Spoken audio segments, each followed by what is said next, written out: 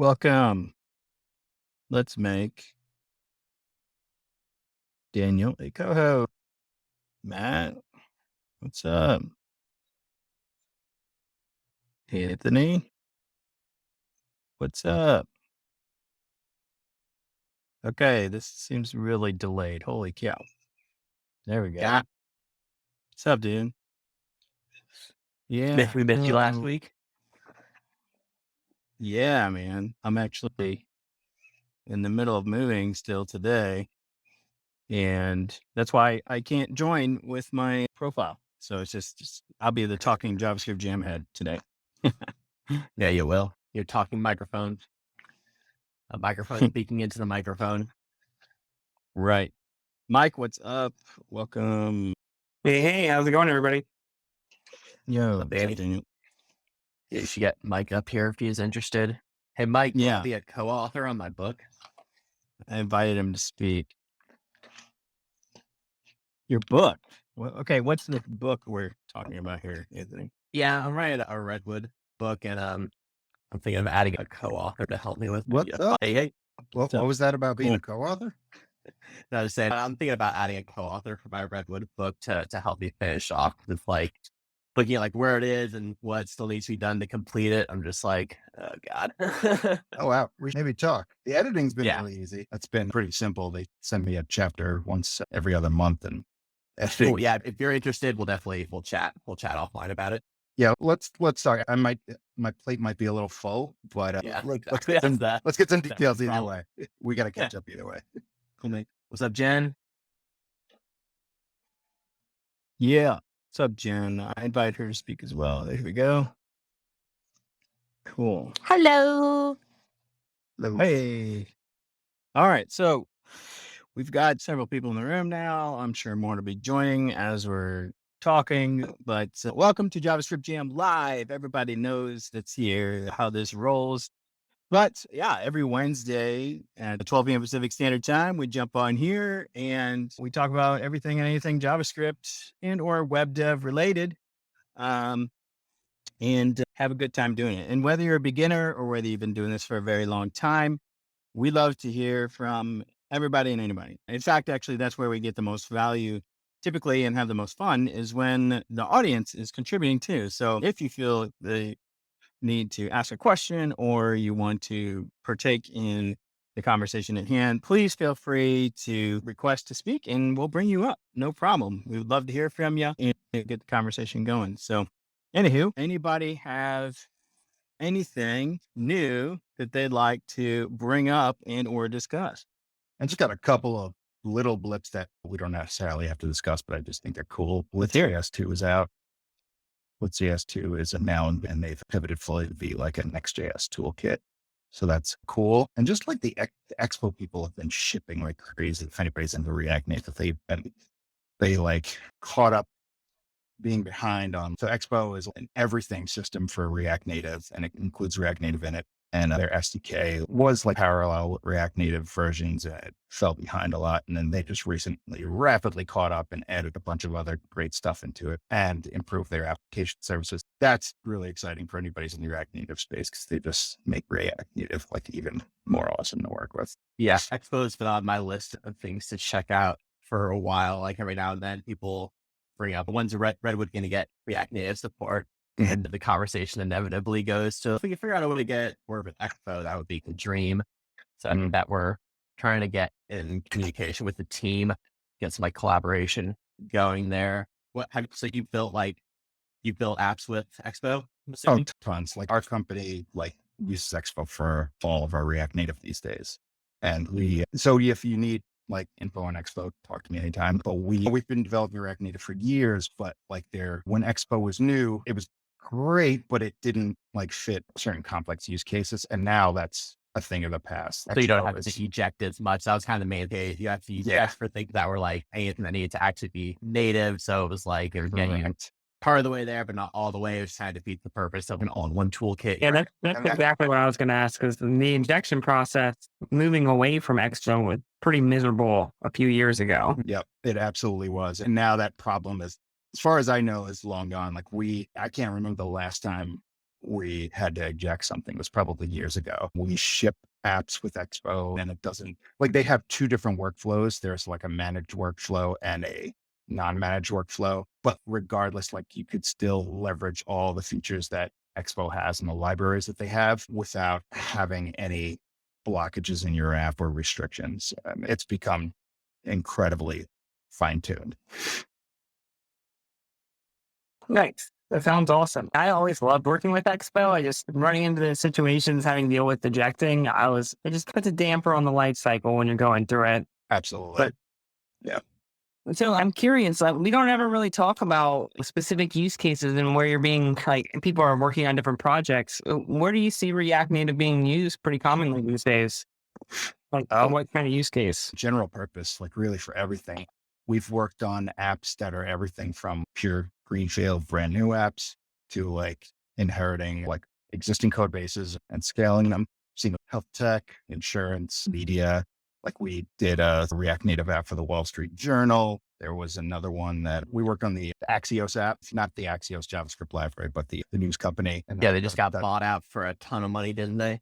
They did. I believe they did. But their mobile app is built on React Native and did a lot on that. There's lots of stuff on React Native these days. And it's the things that I see, like it's rare that I see a use case that is like not well suited, but the only use case that I do see that are not well suited outside of people using React Native wrong, which is a common problem. But like if you want to have like really performant native device functionality, then you got to really strongly consider it, because they're the one limitation of the architectures that you're using like two threads. You've got like the native UI thread and you've got the JavaScript thread, which is what most of the React Native code runs through. And so one of the bigger challenges at scale when you have a lot running on it is, how do you offload that stuff to like the native UI thread? And that's the challenging. But like everything I see so much on Coinbase is running on React Native. I don't know if they're still 100%, but they've written a lot of articles on React Native and their app is pretty dope in my opinion.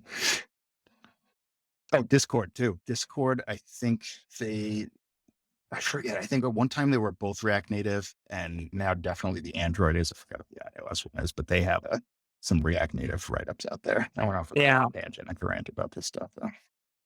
Yeah, and for a while, like it felt like for me, I always preferred React Native, but I was happy to hop into Android Studio or use Kotlin or get on the iOS Swift path. And it was like a war back in the day. It was like using React Native was like an opinionated choice that could potentially cause all these different side effects. And I always enjoyed the experience so much more. It just felt more put together, especially with being an experienced React developer already. Hopping over to native was, always what I preferred over native. But it feels like now you see React Native everywhere, like whether it be job listings or sites and articles. It doesn't seem like it's as much of a war anymore. Yeah. Yeah. They've worked out so many kinks over the years. And then, that and in React Native itself, but then like Expo has been a really big catalyst for it because they've put a React Native core, the basic UI components and the basic application structure. And then Expo says, all right, well, let's do all the other things that people need to do and make that easier. One-click sign-in with OAuth providers or like more complicated UI. And the community too. There's other community libraries out there that are pretty great. But it's evolved a lot. Like I've worked with React Native since it was very young. And one big thing that was messy was the development tools. And those have evolved a whole lot, both the core React Native development tools and Expo's augmentation of them. So it's gotten much, much easier to work with. Yeah, that's exciting. You can even do web stuff with it too now. Like Expo, I think we talked about this briefly on the JSJam podcast, Anthony, and Chris was like excited about React Native for the web. And it's definitely got that one's not like crystal clear, but you can build a simple mobile app with Expo and export it to React Native web. So you've got like a mobile web version of it. You just have to carefully think about what package you're using that are like native versus web. And that's where you have to have some conditional logic, but you could export it and use the web version in Next.js, which is awesome too. So there's still a lot of room for growth there. That's not nearly as streamlined as the mobile development for it, but it's got some cool promise there too. I heard Jen is a multi-year veteran of React Native. Right? Yeah. React Jen Native. Robison. No, fine. Oh, sorry. Yes, that's right. We She, haven't done she is stuff. not. I'm just No, yeah, no, you mean a few years, like a few months, a month and a half, month, I think maybe a month. of like any programming, like JavaScript at all, not React Native. You haven't done a React Native yet. Oh, I did React something. Yeah, exactly. Yeah, that's the cool thing about React Native is that it lets you take your React skills and hopefully port them to mobile. So at a certain point, you should get someone on your stream to teach you like the React Native 101s. Yeah, I was gonna say, Mike, you've been talking about it. You want to be on the show? Sure. Yeah, that sounds fun. You're like, I don't even know what show you're talking about, but I yeah. love being on shows in general. Shows are my thing. So It's called Teach Gen Tech, and what happens is you get to teach me how to do something. Although I will say that you may have to tell me, I'm getting a lot better about this, but knowing when to put spaces. And as I get yelled at often, commas. I always forget my commas. we all do. That's why we rely on our editors to do it these days. But that's totally okay. And it's all part of the learning process. But yeah, I love teaching people stuff. So I'd be glad to. Just reach out to me anytime. Yay, will do. Thanks, Anthony. Good looking out. Anytime. Anthony's the master connector in JavaScript land. Like Yeah, I'm pretty good at finding people guests for shows. Just there's only so many people who like go out and do that really kind of stuff. I find once you meet like a crew of people, you're gonna know like 90% of the people who would even be willing to join a show like that. I gotta give you props. Like I've been in this industry 20 years at this point. And I've not I haven't been in like the hanging out with DevRels for that long. DevRel wasn't a thing for that long, but you're just very deeply submerged in it. And you've already introduced me to so many people. So I appreciate it for that, man. Yeah, like networking is definitely a kind of its own skill unto itself. For me, I was just so desperate to break into the industry. I just went all into it and tried to meet as many people as I could who knew as many people as they did. Yeah. So it was a preservation tactic. And then once I got to the point where I actually had a job and wasn't in that scarcity mindset anymore, I was like, oh wow, like the really connections I have now. I'm happy I can help other people to leverage those because the thing with DevRel is that DevRel people are purposely meant to go out into the community and meet others. So once you meet other DevRels who know a lot of other DevRels, it's like the network effect. That most people who know everyone, they all know each other. So you got to get yourself into that circle. And most of the DevRel people I know, they're very open to introducing people to other people, and they'll help you get going pretty quick. Jen is a testament to that.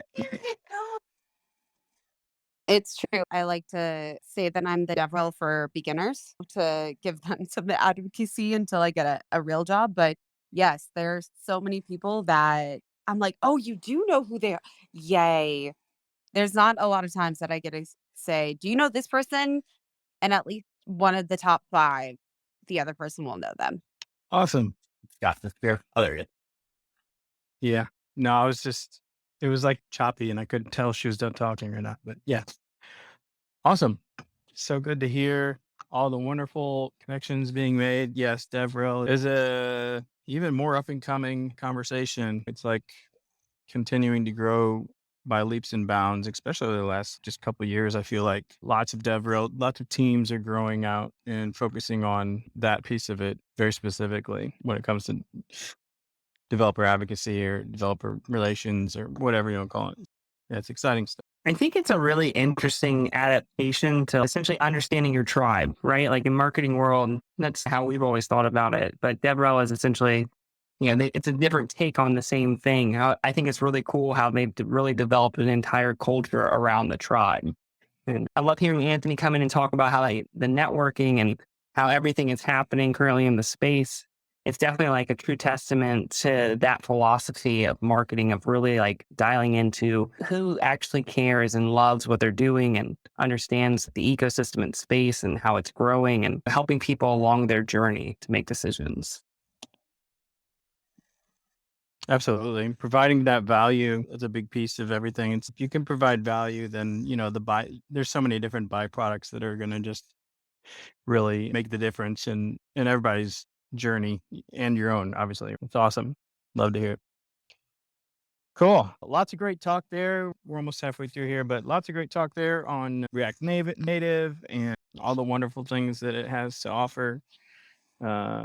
Really looking forward to hearing more conversations about that in the near future as things progress. So yeah, Mike, actually, quick question. As far as like the being able to use that to launch web app essentially too. I know you remember what you said it was exactly, but what are the negative side effects of that? And why would someone want to go that route versus say use React Native specifically? Or obviously I know they would, it's because they want a web app, but what are some of the negative side effects from that or whatever you would say? Yeah.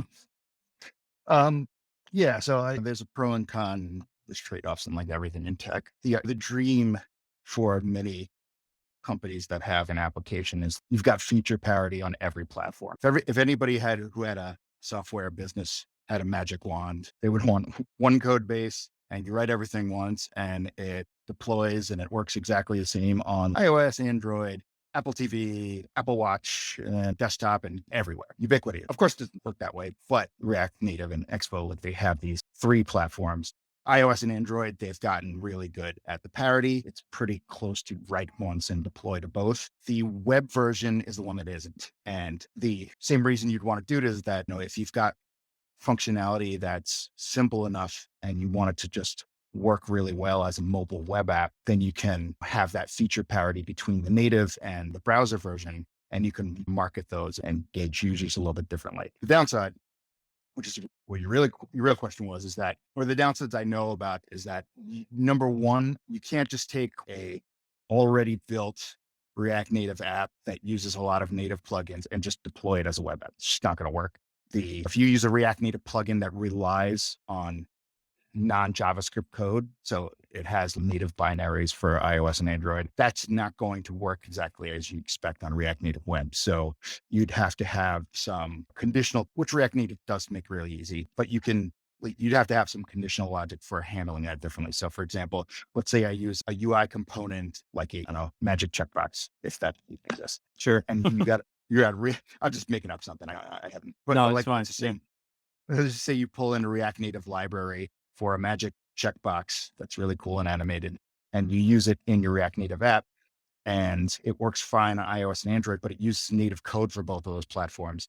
Then when you use an Expo web target to deploy the web version of the mobile app, you're going to have alternative code that works just for the mobile app that does something different. Either it's custom code or it uses a web-only library. That's the biggest thing that I can think of to keep in mind. The other that I don't know offhand is how those packages are managed from like a tree shaking perspective. So if you've got a package that's only used in the native app, and then you've got another one that's only used in the web app, does it get distributed the right way? Is it not included in the web bundle? It is included in the native bundle and vice versa. I know that React Native in the past wasn't like, it doesn't have Webpack under the hood, so you don't have as clean like tree shaking. There are tools that you could use as different bundlers in React Native that'll let you do tree shaking, but I haven't personally worked with them, and I don't know how that affects like Expo's React Web Target. Those are considerations. It's just stuff that I'm not sure on, but like there's probably more detail for it out there. But those are some of the things that I'd keep in mind. And optimization, because optimizing for the mobile devices, performance, optimizing for the and another thing is I was concerned with is say the performance of things, and then making that considering other things too, like SEO and stuff like that when it comes to performance, or just even user experience throughout the process and how that correlates to. Yeah, it's interesting. I just know when Chris was excited. Go ahead. Yeah. Sorry. Like one thing to sum up is like I explore that web target thing for like simpler use cases of apps, but for more elaborate stuff, generally, and I'd say do something separate. Like you could share components still, or like business logic between a native app in React Native and a web app in React Web. Like I wouldn't use the web targets for like extremely elaborate apps at this time. Yeah, definitely. Thank you for sharing all that. Yeah. What these things are from someone who's with working with all this and knows the ins and outs of it for the most part. So that's awesome. Always good to learn from others. Welcome. I see Eric joined us and Brad as well, Brad Adams. And I think Jason joined us a little bit before that. So welcome to the room, guys. The deal, the spiel. If anybody wants to jump up and speak, feel free to request and we're more than happy to bring you up and join in on the conversation or even create a new topic. But as you heard, we were talking a little bit about React Native and all that wonderfulness there. So anybody else have anything else that they'd like to bring up today? I am curious, Mike, what do you think that Expo is muddying the waters by getting involved in web? Not necessarily. No, it really depends on. I could see that being a possibility if they were to distract themselves from being really good at mobile first, but I don't think they're doing that. I think they're still acing React Native for mobile. I think that they've, I guess, wisely kept the web portion of what they do as less a priority, so it doesn't take away from how good they've been doing mobile stuff. And so as a result, like, I don't think it'll really get amazing until they give it that level of attention. But I think that's how I would scale something. It's make sure you stay good at the thing that you're really good at. And if you start to expand into the other stuff, do it carefully. So I don't think it's muddying the waters. I think that it's got the potential to be something really great in addition to what they've already done for mobile. I just don't think it's like there for so many use cases yet, but it's got potential. Yeah, it makes sense for sure. It's definitely interesting to see where they go with it. The user experience is great for developer experience. So Yeah. And that's important to be able to churn out things and enjoy utilizing it from a developer perspective. You want to enjoy what you're trying to make during the process as well. oh yeah, absolutely. I'm curious, Anthony, what's the lowdown on Web3 this week? Oh, there's always stuff happening all the time. So I don't know if there's any like hot things this week that would be worth bringing up. Right now, we're still like in the bear market.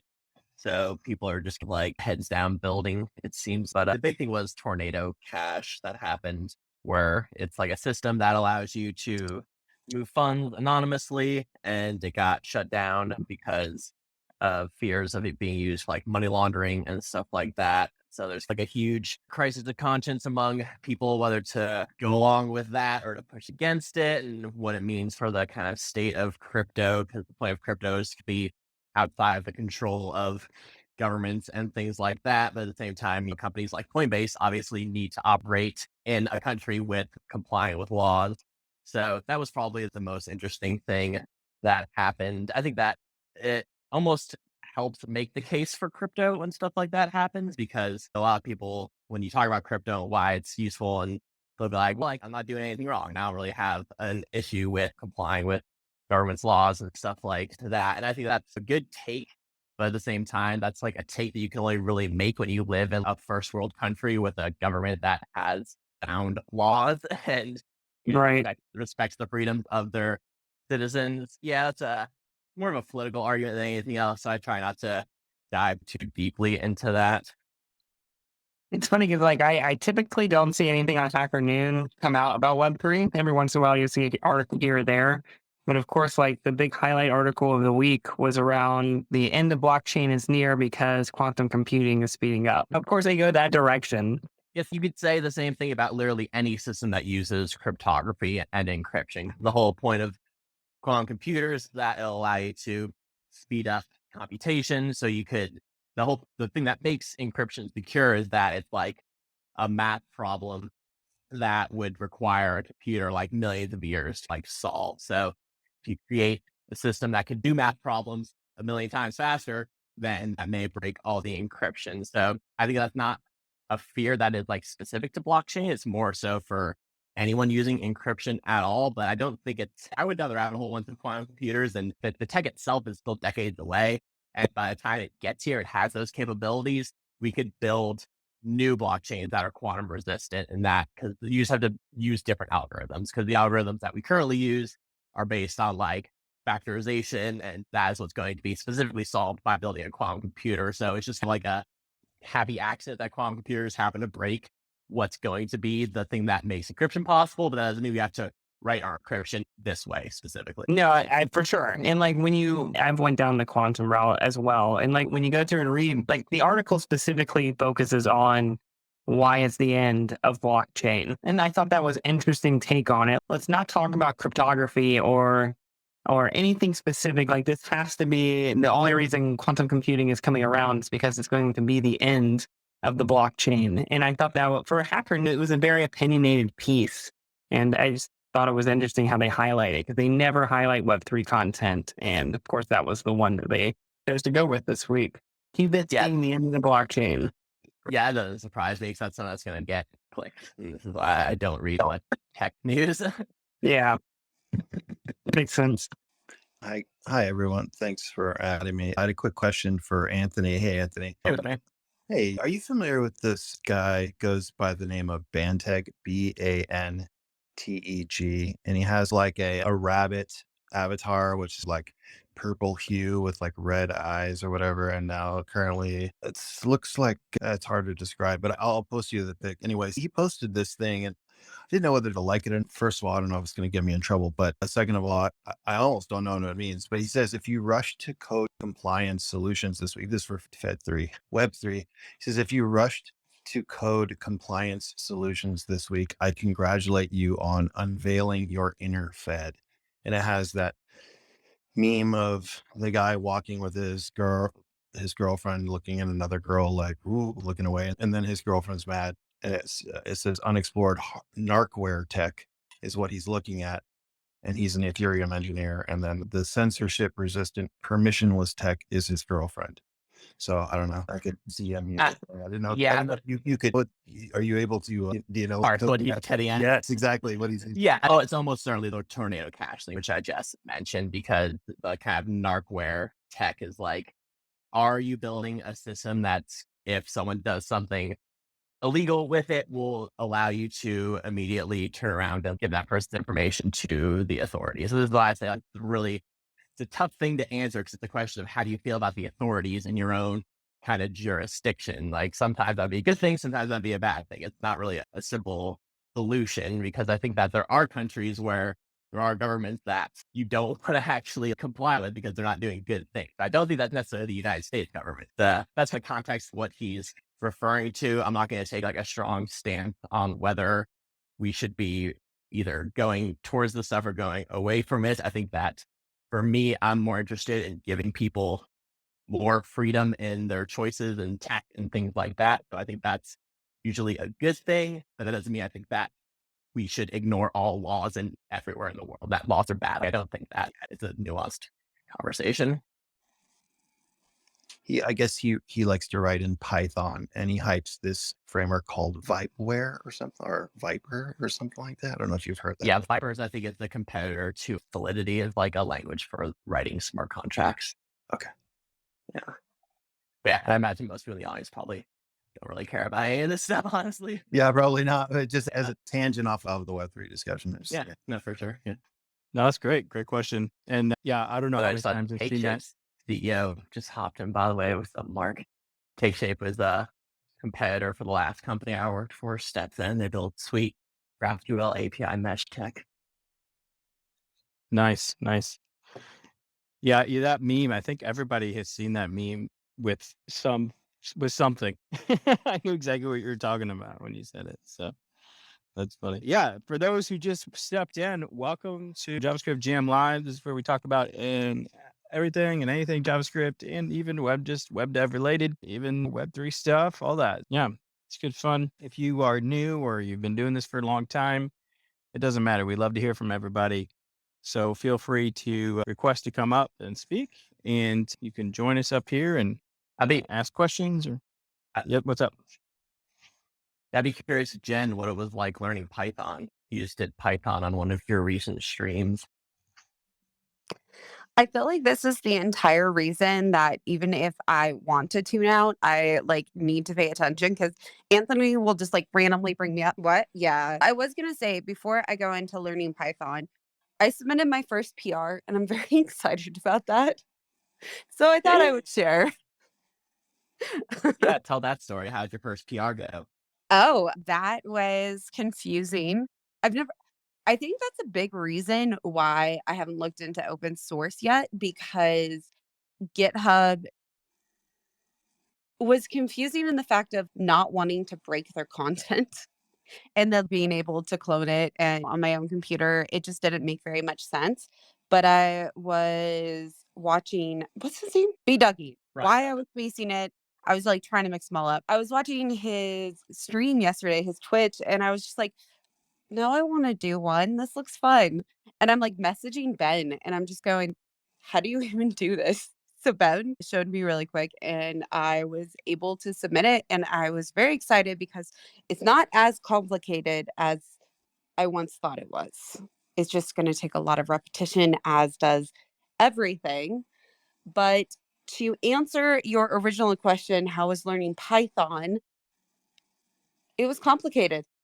But I don't think it was necessarily Python's fault as much as it was comparing it to so much of what I already know and realizing that JavaScript does have a version of it, even though it may be called something else, or it's a tool that can be used for both.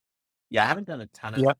Python myself, but I've done enough to kind of get the gist of it. And I find that it's probably one of the easier languages to learn after learning JavaScript compared to if you're trying to learn like a straight up functional language. It might be a bigger leap. Yeah, I agree. Yeah, I mean, like the syntax is, it's very much like writing, right? English or something. It's much easier than some of the things out there. So I agree. But then again, I honestly, when I tried it, because that's what I jumped into first before getting into JavaScript and stuff, was messing with some Python. And honestly, I didn't like it as much as when I got into JavaScript. I don't know if that says something, but I don't think it's necessarily about being easy that would make you want to do it and keep doing it. It's like what you like is what you like. I'm sure everybody has their favorite language, even though it might be something that not a ton of people use. It might not be JavaScript. It could be something else completely different. So I don't know. Go, like there's not a ton of Go laying people out. There's a decent amount, right? It has its own corner, its own niche. There's a ton of people that love to write Golang. So I don't know. They're more the like the microservices kind of area. Because if you're in web, like you're doing JavaScript, and you could use these other languages to a certain extent with web, like Go is being used for things like ES build. But unless you're building that like infra layer for web, chances are you're just going to be writing JavaScript. But if Yeah, you're doing yeah. literally anything else, you're probably writing another programming language. It just doesn't really make much sense to use JavaScript as like a backend for microservices, even though you could do that, might not be the most advisable thing to Why do. not? Why wouldn't you use Node for that? Could, but it's just Go is going to be smaller and more performant. And that's really I what you know. want for a microservice. Exactly. Yeah. We're all about performance, maybe. Yeah, the containers and all that stuff are all written in Go. Like all the Docker is written in Go, like all that stuff. So it's gonna be neat. But yeah, as far as like other languages in JavaScript interop and stuff, isn't I'm not totally I haven't looked deep into it, but isn't WASM the idea is that you use some language and it compiles down to JavaScript and runs as JavaScript in the browser? Is that how that works?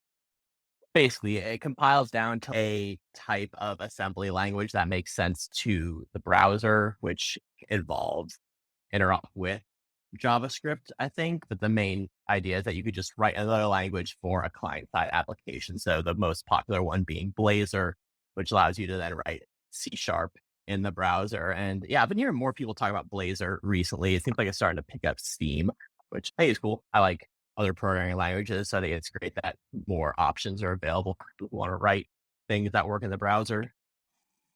Oh yeah, our favorite product dev is in here, Theo. I had one quick question if anybody has any idea, because we were talking about documentation in the space somewhere at some point.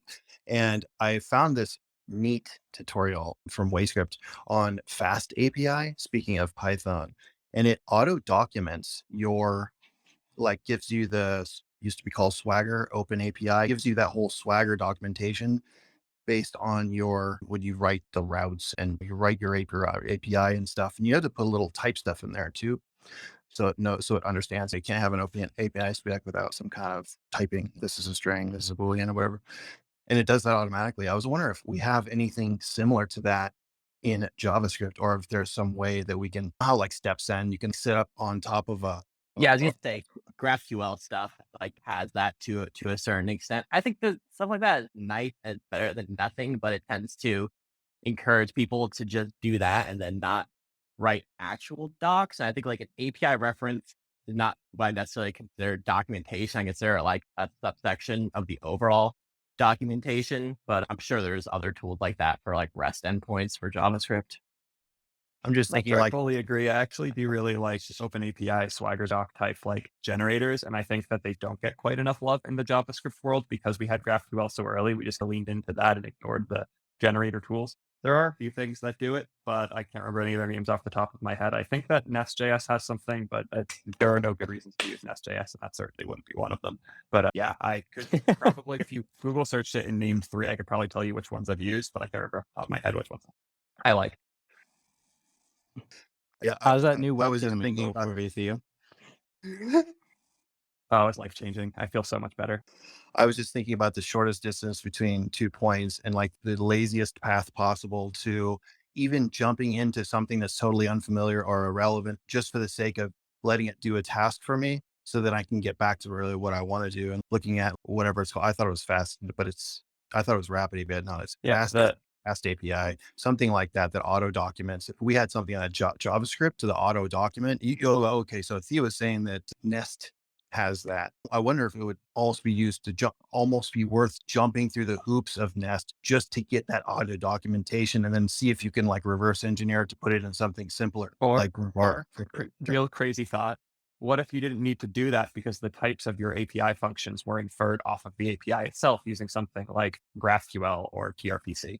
I think that web dev has gotten to a point where it's evolved past the need for Swagger doc generation, and the effort there is good if you have many different clients and many different servers consuming that API in many different ways. But generally speaking, when you're using JavaScript for your backend, that isn't the case. So it's a much more reasonable compromise to make to go with something like gRPC or GraphQL because you have a much better experience with the code gen, with the type safety across boundaries, with the documentation, with the interop experience. Whereas the code gen stuff is more a nice to have in between different services that work different ways. Okay. So would you say maybe that's one reason why you don't like Storybook because TRPC auto generates docs? And what is the actual final I product? don't like Storybook because Storybook is bad for everything other than testing like the component library. It's a fundamentally different thing. Storybook is inverting the flow of how you develop your applications out of the application into the component. I don't hire component developers. I hire application developers. There's no reason for them to be using Storybook. Cool. What is the final product of the actual documentation? If I just wanted to say, I want the Theo docs for this app for paying or whatever, is there like a documentations page where I can click like how Swagger, how's you'll try it out? Can I do that with those docs for TRPC? You clone the repo, you go to the client, you type TRPC dot, and it auto completes everything you'd ever want to do. That's my documentation. It's autocomplete. If we wanted to, we could use, there's a TRPC OpenAPI generator plugin that will generate OpenAPI docs like what you're describing off of my TRPC router directly. So if I wanted that, I could do that, but I don't. I just want to infer the types off of the things I'm calling. Very cool. Thanks. Dropped to something I replied with API doc. There's this library has almost 10,000 stars. RESTful web API documentation generator. So this looks like the thing you might want to be looking at. Okie dokie. How are we feeling about the one word plus emoji brand Twitter trend I accidentally kickstarted? It's pretty funny. I don't know if other people have even seen that, and they may not notice it's even a trend, but they just saw 1 or 2 examples of it. We've documented at least 20 in my Discord so far. It's pretty absurd. You should explain for the crowd. So I recently got a hold of the credentials for the Astro Twitter account and have been having a lot of fun with it, mostly just tweeting single words. The one that did well that I was proud of initially was I just tweeted HTML from the Astro account and nothing else. And it was one of the best tweets that, like, in terms of the performance and the impressions that the account has had. So they did another one, just tweeted CSS, and that did pretty well. So I talked to the solid guys, got them to tweet open, close parens, talked to a few other people, got them to tweet like single like things or characters or emotes. And then I woke up today to every single brand Twitter account for like in the software dev space, tweeting an emoji or a single word. That's awesome. Yeah, the one I'm most Fantastic. proud of that I directly wrote was I got Planet Scale to tweet just SQL and nothing else. The best one I've seen so far is iTest, which tweeted just a green check mark emoji. Awesome. Eamon, That's winning Eamon. Twitter through memes, the only way to Right. win Twitter. Nobody knows. It's a constant change, constant battle. Yeah. So thank you all for joining us today for JavaScript Jam Live. Been a lot of fun talking about React Native, talking about Python, talking about several different things. And it's been fun thus far. Lots of great value. And I swear, like this thing always gets super hype right around like 50 minutes in. It's like, I told we're you, you about to got to get- do at least 2 hours for a Twitter space to be worth it. it's, I think you just in so that you could keep us rolling here, Theo. Yeah. I was Yeah. just finishing prepping for my Uh, stream, which, by the way, obligatory plug, in the next 10 to 30 minutes, I should hopefully be live if I can get my shit together. So twitch.tv/BF. There you go. We'll be Do talking you have about a UI guest? frameworks, I think. UI There frameworks. you That's right. Cool. That'll be fun. So yeah, feel free to join up with CEO here in about 10 to 30 minutes and, listen in on his wonderfulness. He's always got some great conversation. That's for sure. It's a raid. Yep. And what's up with those late night talks lately, dude? You've been like getting on it like my time, like midnight, 1 o'clock. I'm like, pop on Twitter real quick and I'm like, dang, they're up late chatting about just randomness. So historically, I've had 11 p.m. to 2 a.m. as my like prime code hours because there's nobody around and I can just go code. But I haven't had as many Yeah. tasks lately from actually doing my job as CEO and delegating shit. But I still want to fill those hours with tech stuff. So I check a few Twitter spaces. They're all just like hiring shit posting stuff like how to get your first job as a new developer. And like, that's Yeah, cool that all that you know. exists, but there's enough content on YouTube for it. So I'll make a space Right. passive aggressively just so I can talk about tech for a while. Out of nowhere, Ryan Carniato and Jake Phelps show up and just talk about reactivity for 2 hours straight, and then I'm trapped.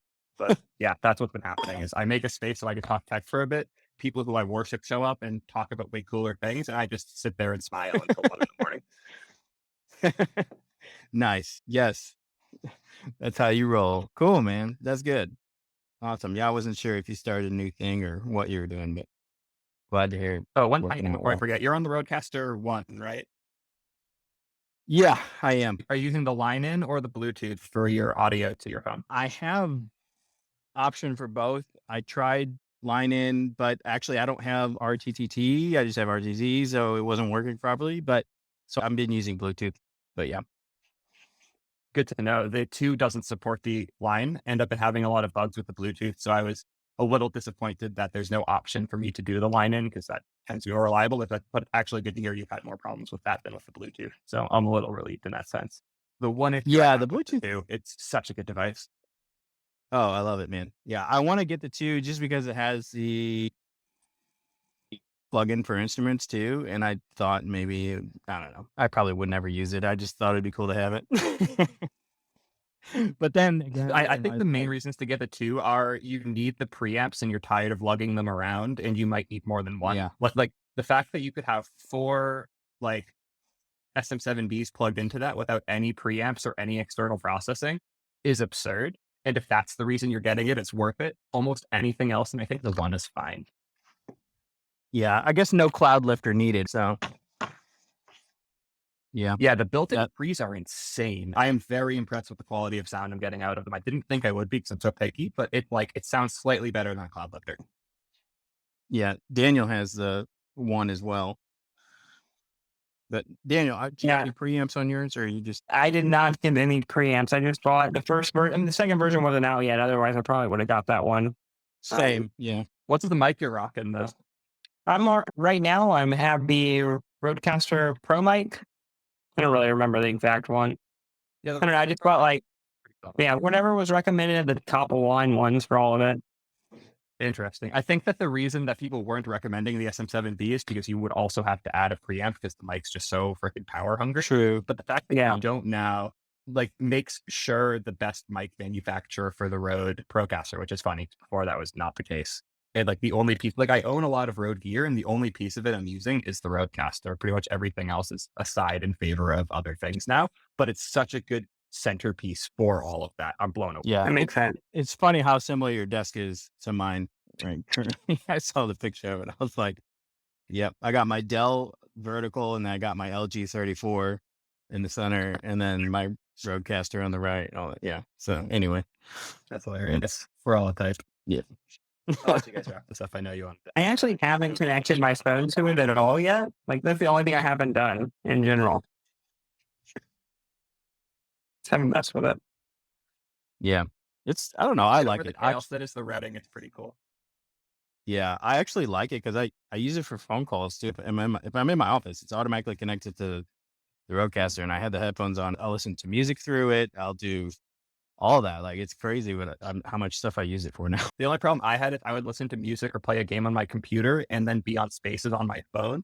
And by default, the routing would send my computer audio to my phone as part of the input. Yeah. If you're getting kills in Call of Duty, which was fucking miserable. They sent out a firmware update and added a hacky routing window where you can click each output and uncheck specific inputs on it. So that saved me. Oh, but, like, no. gross. That's super cool because normally I just mute out that line. So that's cool. Awesome. I know we went all a little off topic there, but hey, you know what? It's all part of the process, folks. That's how we're connecting with you all and having a good time here today. So yeah, it's exciting. By the way, we got 5 minutes left before the end of the hour here, and I would keep the talk going, but unfortunately, I do have to keep moving here. I'm looking at it. I'm sitting here looking at the moving van and hey, come pack me with more crud. I don't really want to, but got to get it done. But yeah, I appreciate y'all coming here and taking your time in the afternoon to spend it with us, hanging out, talking JavaScript and web dev stuff. Anybody have any last minute thing they would like to discuss or chat about here for the next 4 or so minutes? Great deal. Finish my makeup. See y'all later. All right, Theo, man, go join him if you want to listen to more fun conversation as always. Awesome. All right, y'all. Well, hey, if you got value today and from anybody on the stage here in particular, feel free to click on their face or their donut or whatever they have there and give them a follow if you aren't already. Because obviously, if you are getting value from them here, you're probably going to get value from them in other places. So do that. Also, give us a nice little follow if you haven't followed us yet. Come on, we're the bee's knees, y'all. What's up? Anyway, give us a follow and yeah. Really quick, I have something what's up, that man? I keep forgetting to talk about. If anyone's here in Denver, FinTech DevCon is going to be here next weekend, and the API Denver meetup is going to be hosting an event as well. So hit me up if you want the details for that. I need to start There you go. talking about that. Awesome. Yes. If you're in Denver or if you want to go to Denver, hit up Jen and she'll give you the down low on the events happening out there. Awesome. Thank you all so much. Greatly appreciate it. Remember, next week we will be here once again, Wednesday, 12 p.m. Pacific Standard Time. Put it in your calendar. Give yourself a reminder. Put it on a sticky note. Stick it to your monitor. You could even write it on your bathroom mirror if you want to. Take a picture. Tag us in that sucker. And yeah, you'll be just as cool as us. No, I'm kidding. All right. We'll see you next week. Thank you all so much. Greatly appreciate it. No outro music today. I'm not hooked up to the road. Maybe we'll just do some beatboxing. All right, y'all. All right. Sounds good. See you, everybody. See you next week. Peace. Peace.